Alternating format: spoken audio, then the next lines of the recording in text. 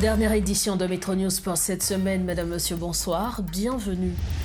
À la une de l'actualité, plus de 60 personnes ont été assassinées dans la commune de Kinskov entre le 4 et le 9 juillet 2026 lors d'une série d'attaques armées attribuées à des gangs. Le porte-parole du secrétaire général des Nations Unies, Stéphane Dujarric, a exprimé ses inquiétudes face à l'aggravation de la situation sécuritaire dans plusieurs régions du pays.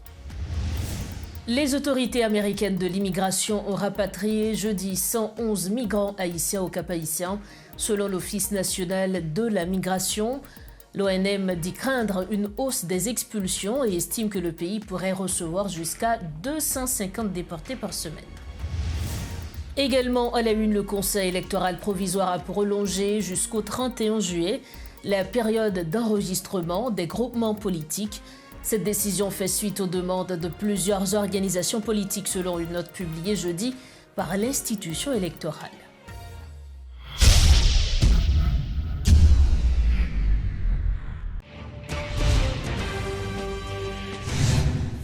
Bienvenue au développement des titres de l'actualité. Plus de 60 personnes ont été assassinées dans la commune de Kinskov lors d'une série d'attaques armées perpétrées par des gangs entre le 4 et le 9 juillet 2026. Ces chiffres ont été communiqués par le porte-parole du secrétaire général des Nations Unies, Stéphane Dujarric, qui a exprimé ses inquiétudes face à la recrudescence des actes de violence dans plusieurs régions du pays, notamment dans le département de l'Ouest. Face à cette situation, l'agent exécutif intérimaire de la commune de Kinskov, Massillon-Jean, exhorte les autorités à renforcer les dispositifs sécuritaires afin de mettre fin aux exactions des gangs. Suivez ce compte-rendu de Richie Fortuné. Au moins 61 personnes, dont 14 enfants, ont été tuées dans des violences enregistrées à Kinskov.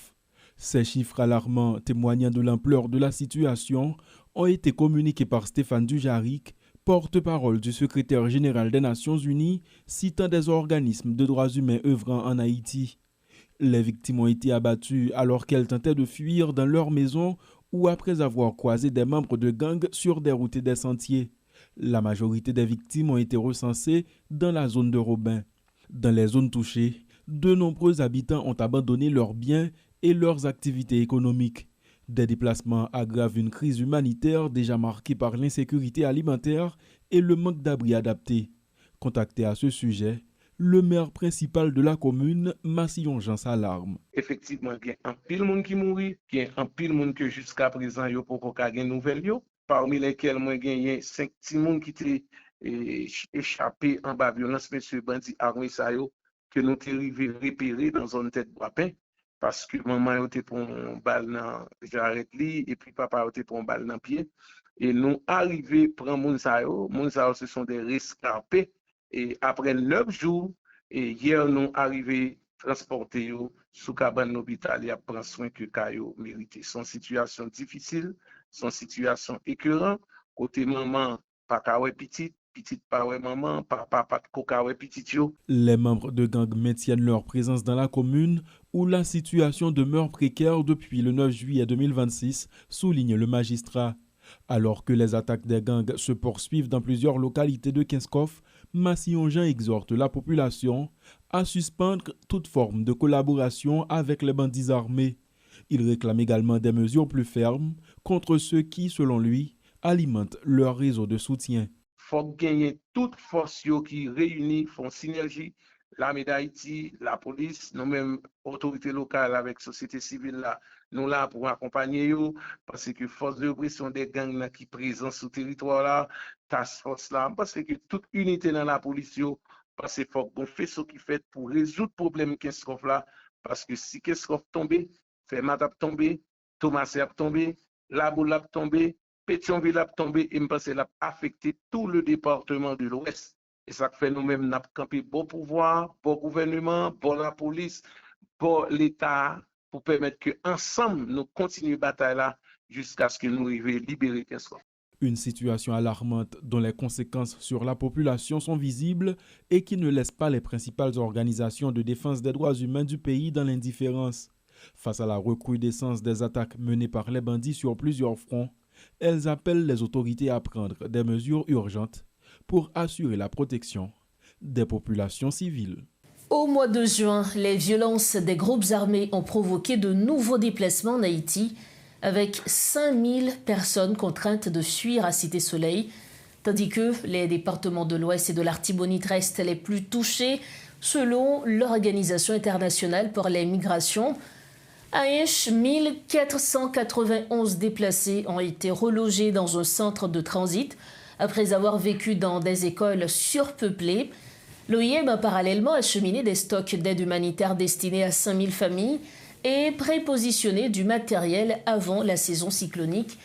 L'organisation souligne également que plus de 1,47 million de personnes sont déplacées à l'intérieur du pays et que plus de 146 000 Haïtiens ont été expulsés d'un pays voisin depuis le début de 2026.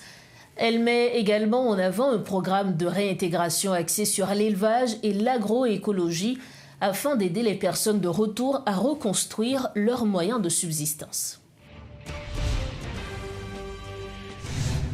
Comme annoncé en titre, les autorités américaines de l'immigration ont rapatrié jeudi 111 migrants haïtiens au Cap-Haïtien, selon l'Office national de la migration ONM. Plusieurs des personnes expulsées auraient des antécédents judiciaires, ce que les autorités américaines en précisent la nature. Ces nouvelles expulsions interviennent dans un contexte de crise sécuritaire et humanitaire persistante en Haïti et sont dénoncées par des organisations de défense des migrants. Le pays risque de recevoir jusqu'à 250 déportés par semaine, révèle le directeur général de l'ONM, Jean Négou d'Elva Bonheur. Les États-Unis annoncé que yo gen pour yo déporter moun ti pièce yo et ce qui est vrai gagné nan yo vraiment qui commence à rentrer en Haïti. Maintenant sachant que ONM qui lui-même c'est un gros morceau dans question ça, qui disposition qui prend bon côté ONM pour capable permettre que moun sa yo le rentrer en Haïti, yo recevoir le meilleur accueil qui soit. Alors nous dit que l'ambassade là informé nous que par semaine, dans les mois à venir, ONM a gagné pour y accueillir 250 et plus migrants qui sorti États-Unis d'Amérique. Donc ça veut dire que pour un mois, nous déjà espérer que nous sommes capables d'accueillir jusqu'à 1000 migrants en provenance des États-Unis d'Amérique. Voilà. Maintenant, en termes de dispositif d'accueil, c'est toujours même bagaille, côté que ONM est présent sous site, que ce soit aéroport Cap-Haïtien, aéroport Toussaint Louverture à Port-au-Prince. Donc, ONM toujours présent pour lui capable de faire accueil là. Après accueil, nous connaissons une prise en charge qui fait de migrants. Comme par exemple, c'était le cas pour hier, côté que tu as un peu de migrants qui t'a aller. Alors, nous pas pris le migrant encore, puisque nous sommes entrés dans le pays. Nous avons dit qu'il y a un peu de compatriotes nous, de retour forcé, qui eux même t'a aller dans le Grand Sud. Eh bien, nous sommes obligés d'organiser nous pour nous permettre que yo rentré même si là qui t'a aller dans les communes avoisinantes du Cap. Donc nous t'ai organisé nous tout pour nous te permettre que chaque mounsayo arrive la caillou en bien à travers l'équipe de suivi nous n'a collecté information justement sur arrivée chaque haïtien sayo qui était sorti aux États-Unis pour que nous connaissions dans quelle situation est-ce que tout le monde arrive la caillou. Donc voilà, c'est ça le travail de l'Office national de la migration. Donc, il y a un peu de monde qui yo même vini, ça gain possibilité pour rentrer la caillou, yo rentrer, mais et ça qui yo même après un certain temps aux États-Unis qui pas qu'à rentrer la caillou, qui prise en charge qui fait pour yo déjà? Non, gagner justement une équipe de suivi, pas seulement suivi en termes de lorsque nous fin balle viatique, nous orienter li pour que li rive la caille, pas seulement ça, mais gagner toute question de réunification familiale. Par exemple, hier, parce que Métropole gagne information, côté que gagne youn, nan migrant yo, qui lui-même, c'est un bas américain que lié. Ouais. Donc ça veut dire que bon prise en charge qui fait au plus haut niveau de l'État pour permettre que mais ça li rentrer la caille. Donc pas besoin de dire pour de l'autre haïtien qui gagne un pile temps l'autre bord et leur venu certaines fois et ils ont perdu, je dirais, toute connaissance du pays, ou bien quitter fait États-Unis tout, mais qui seulement quand on dit mamie ou papi va parler de X zone, de Y zone, donc automatiquement que dit nous par rapport avec notre famille, nous cherchons et permettre que capable et retrouver famille comme ça doit. Donc ça veut dire que le travail maintenant il paraît seulement une question d'accueil et ou encore de prise en charge, mais il y aller jusqu'à la réunification familiale. OK, pour nous capables de finir déjà, là nous considérer que par semaine, les capables varient entre 250 à 300 et par mois, possibilité à élever entre 1000 à 1300 ou bien 1400. Maintenant, pour combien de mois, pour qui quantité de temps que nous sommes capables de faire comme ça? Bon, je dis que tout l'État est en branle. Et le Premier ministre, son Excellence Alex Didier Fizeme, il a passé instruction par tout le ministère.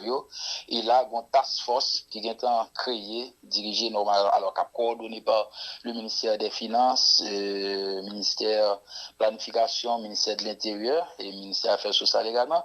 Côté que tout le ministère a dégagé, a mis ensemble nos synergies, accompagné de l'ONM, qui c'est bras opérationnel de l'État en matière d'accueil et de prise en charge des migrants, pour permettre que nous fassions face à la situation.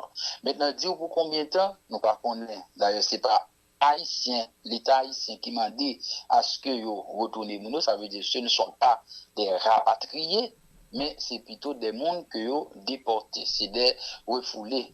Donc ça veut dire que lorsque vous avez un petit ou qui dehors, vous voyez le baou, vous êtes capable de dire que vous ne pouvez pas recevoir. Donc voilà, donc c'est pour me dire que l'État d'Haïti mettait disponible, disposé justement, pour dire que si vous voyez mon retourner, pour l'État permettre que mon yo rentrer la caillou. Donc, je pense que c'est là, le travail de l'État lui-même, il consistait justement à permettre mon yo rentrer la caillou comme ça doit. Autre dossier à Métro News, le Conseil électoral provisoire a prolongé jusqu'au 31 juillet la période d'enregistrement des groupements politiques à la demande de plusieurs organisations politiques, selon une note publiée jeudi. Les partis agréés disposent ainsi d'un délai supplémentaire pour déposer leur dossier au bureau central du CEP à Pétionville. En conséquence, l'enregistrement des regroupements politiques initialement prévu du 22 au 27 juillet est reporté du 10 au 14 août. Le CEP affirme que cette décision vise à répondre aux préoccupations des acteurs politiques et réitère son engagement à conduire un processus électoral inclusif, transparent et impartial. Pour refermer la page nationale de Métro News, l'académicien Dany Laferrière, de passage en Haïti, à l'invitation du rectorat de l'Université d'État d'Haïti, livre un regard à la fois lucide et serein sur les défis du pays. Invité à la rubrique Le Point ce vendredi, l'écrivain né en Haïti a salué avec force ce qu'il considère comme le véritable or d'Haïti. Son peuple, une valeur refuge qui triomphe de toutes les crises. Il a également rendu hommage à la dignité du peuple haïtien qui refuse de s'avouer vaincu depuis plus de 220 ans. Et le dynamisme dans toute la Caraïbe, si vous voulez peindre, il faut faire semblant, il faut dire que vous êtes haïtien, ou bien prenez quelques tableaux haïtiens et mettez dans votre galerie.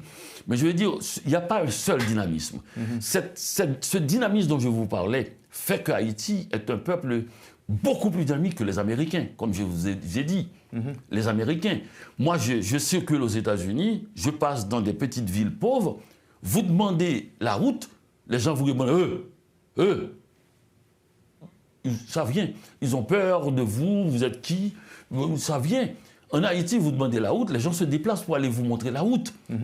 Donc ça, c'est quelque chose parce que ça veut dire que tant que ça va, et même au cœur même de la plus grande violence, de la plus grande douleur, de la plus grande misère, il y a un dynamisme dans l'être haïtien qui est prêt à exploser, qui à faire monter à la bourse. Et c'est pas par l'économie que vous voyez. On a vu, par exemple, la bulle économique de New York a déjà fait faillite. La bulle économique des États-Unis, on a fait faillite aussi. Ça peut arriver. Mais le matériel qui est indiscutable, qui est l'or des pays, c'est l'individu. Moi, je dis que l'individu haïtien est à la bourse du monde et à un prix très fort. Et on le dit, on n'a qu'à le voir. quand ils sont dans la diaspora. Ils arrivent. Moi, je suis arrivé au Québec, et je le dis à l'Académie française, et je suis à la commission du dictionnaire, qui est à l'intérieur même de l'Académie française, la petite escouade qui s'occupe de faire le dictionnaire de plus près. Nous sommes 10. Eh bien, je suis là-dedans, mais avec les règles de grammaire que j'ai apprises en Haïti. Puisque je n'ai fait qu'un mois d'université à l'étranger, et à l'étranger, chez moi, à Montréal, et je n'ai pas fait d'autres. Je n'ai pas fait d'autres. C'est les règles que j'ai apprises à Petit Goave, à l'école Maurice Bonhomme. Et on fait de vous ce que vous êtes aujourd'hui. Et oui, je me souviens, je leur dis, parce qu'ils me disent, mais où est-ce que vous avez appris tout ça? Et surtout, où est-ce que vous avez appris la culture française, américaine, japonaise, autant? J'ai dit, comme tous les Haïtiens à peu près, je lis. Nous arrivons au terme de cette édition de Métro News. Voici le rappel des principaux titres à la une. Plus de 60 personnes ont été assassinées dans la commune de Kinskov entre le 4 et le 9 juillet 2026 lors d'une série d'attaques armées attribuées à des gangs. Le porte-parole du secrétaire général des Nations Unies, Stéphane Dujarric, a exprimé ses inquiétudes face à l'aggravation de la situation sécuritaire dans plusieurs régions du pays. Les autorités américaines de l'immigration ont rapatrié jeudi 111 migrants haïtiens au Cap-Haïtien, selon l'Office national de la migration. L'ONM dit craindre une hausse des expulsions et estime que le pays pourrait recevoir jusqu'à 250 déportés par semaine. Et puis le Conseil électoral provisoire a prolongé jusqu'au 31 juillet la période d'enregistrement des groupements politiques.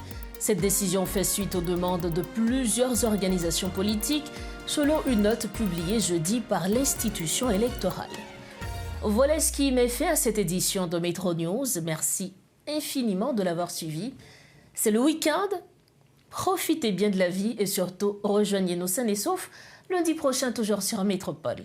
Bonsoir.